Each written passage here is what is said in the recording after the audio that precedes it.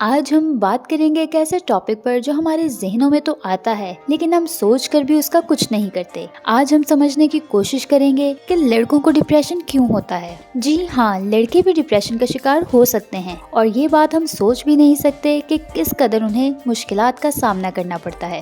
اکثر ہم لڑکوں کو دیکھتے ہیں اپنے آس پاس، اسکول، کالج یا گھر پر، وہ ہمیشہ مسکراتے اور اپنی زندگی کا سفر طے کرتے ہوئے نظر آتے ہیں، لیکن اصلی زندگی میں جو پریشانی یا مشکلات کا ان کو سامنا کرنا پڑتا ہے یہ صرف وہی جانتے ہیں۔ لڑکوں کو بھی اپنی فیلنگز چھپانی پڑتی ہیں، کیونکہ ہماری سوسائٹی نے انہیں یہ سکھا دیا ہے کہ جو لڑکا روئے وہ ہمیشہ کمزور نظر آتا ہے۔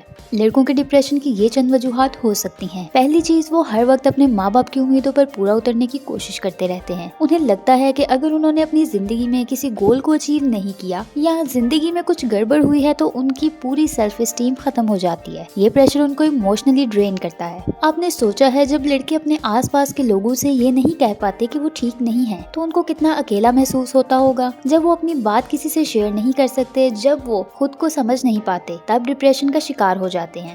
ڈپریشن وہ بیماری نہیں ہے جو اچانک ہوتی ہے، یہ ایک ایسی بیماری ہے جو آہستہ آہستہ انسان کے ذہن پر اثر ڈالتی ہے۔ لڑکے جو اپنے دوستوں یا گھر والوں سے بات نہیں کر سکتے اور انہیں اپنے ایموشنز نہیں سمجھا پاتے تو وہ اور بھی زیادہ اداس ہو جاتے ہیں اور ڈپریشن کا شکار ہو جاتے ہیں۔ ہر لڑکا ایک ایسا وقت آتا ہے جب اپنے گولز اور اپنے خواب کو پورا کرنا چاہتا ہے، لیکن کسی وجہ سے ایسا نہیں ہو پاتا تو وہ اکیلا پن محسوس کرتا ہے۔ اکثر ہم سوچتے ہیں کہ ڈپریشن صرف ان لوگوں کو ہوتا ہے جو ایموشنلی یا مینٹل اسٹرگل سے گزرتے ہیں، لیکن یہ ایک سائلنٹ اسٹرگل ہے۔